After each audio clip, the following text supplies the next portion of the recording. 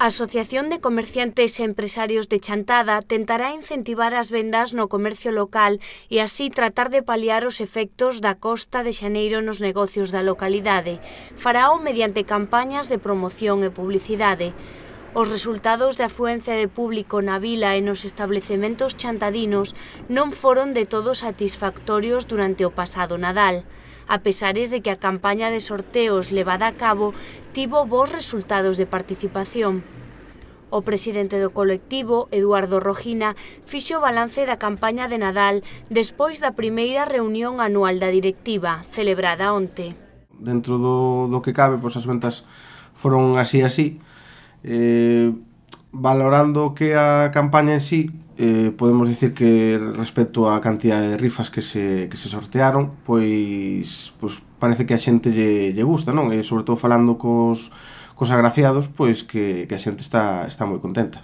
Claro, as ventas están resentidas porque, bueno, no ámbito do comercio está todo bastante mal, pero, bueno, intentaremos mellorar eso. E farano animando a xente a mercar na vila durante xaneiro e febreiro e pensando xa na organización da Feira de Oportunidades, que sempre acada unha gran resposta durante a Feira do Viño. De cara ao resto do ano e as campañas a levar a cabo, queda aínda moito que concretar.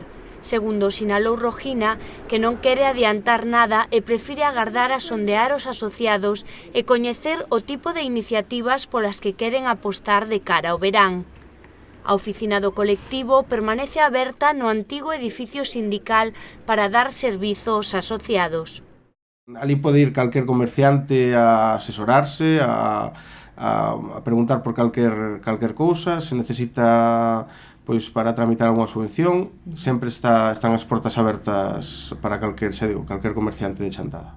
A asociación está integrada actualmente por uns 150 establecementos dos sectores do comercio, hostalería e outros servizos. Un dos obxectivos da directiva é o de captar máis socios entre os establecementos hostaleiros, un sector que aglutina un importante número de negocios no municipio. Os presupuestos que se van cos que se van a traballar este ano, pois non son, parece que cada vez hai máis recortes, non? Como en todas as áreas, temos que ampliar o número de socios, xa que a intención non é subir a cuota, porque non están o tempo para eso, pero por lo menos intentar subir o número de socios.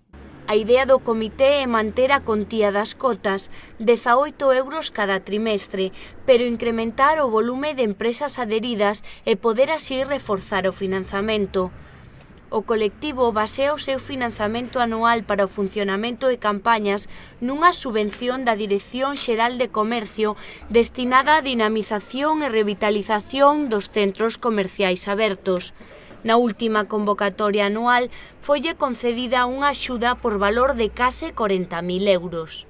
Quero dicir desde aquí pois un pouco que a xente tome un pouco de pensamento de que as cousas que se facemos para arreglar o pobo. O dos Pinos foi unha cousa pois por decidir, bueno, pois vamos a ter o pobo un pouco máis decorado. Por desgracia, como sempre, hai xente de todo tipo e moitos desapareceron, roubáronse, ou os tiraron ao solo.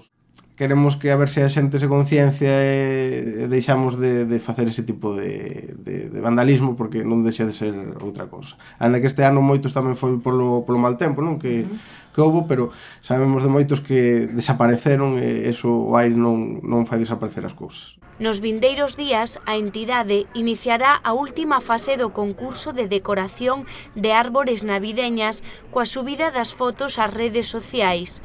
A finalidade é que os cidadáns colaboren e voten o comercio gañador. Vemos que o dos Pinos, eso, entre o vandalismo e que o mal tempo que hai moitas veces que non luce. Temos que buscar algo que nos permita identificar a cada asociado da campaña, que este participando na campaña, con un motivo navideño, pero algo que podamos, digamos, ter resguardado deste tipo de actividades delictivas, por decirlo así.